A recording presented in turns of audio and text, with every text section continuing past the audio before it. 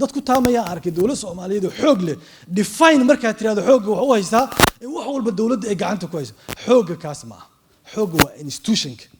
dawladnimada waxay xooggeeda ku jiraa institution ku jira waxaan kale u baahanahay inaan qof dhisna ma rabno inaan institution dhisna rabno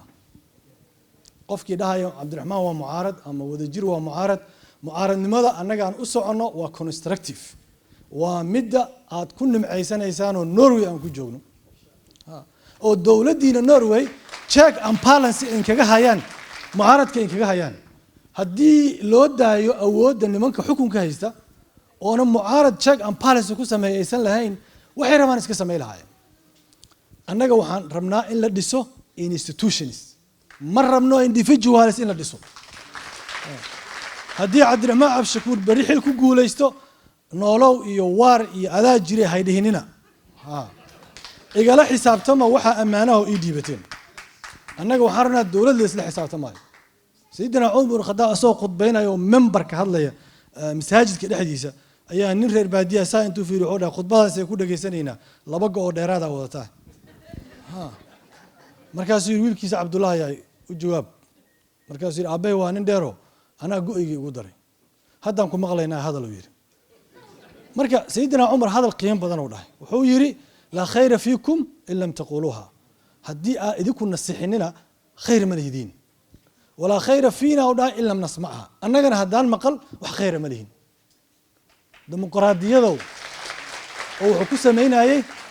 waa institutionalized gareed dimuqraadiyada asaa iska bilaab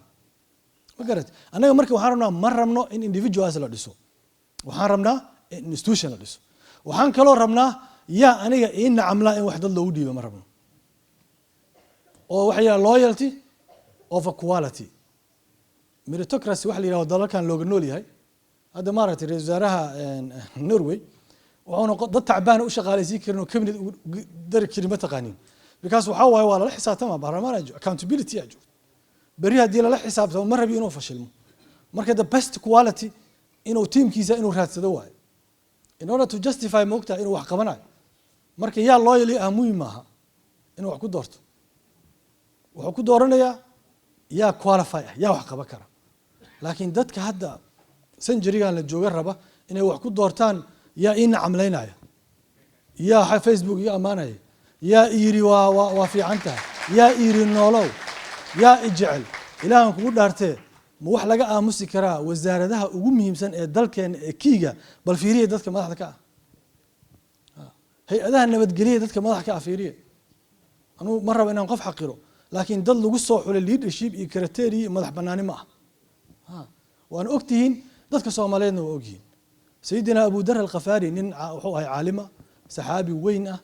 taqi ah nabiga oo yiri kaligiisa la soo bixi doona kaligiisa oo dhimo doona mujaahid ah maaluu nabiga xilu doonta alayhi salaatu wasalaam amarkaas arintaas la diibo dhahay Sayyidina Maxamed ma mujaamaleyni ma ku diibayo dhahay because innaka muxuu yiri imru'un dhaif qofan waxaan ka soo bixi karnaa tooda saxaabi weyn oo la ixtiraamo Abu Dar al-Ghafari nabiga ma mujaamaleyni waxay kama soo bixi kartid waxaan iga raali haw sorry marka maaha wax la isugu dhiibayo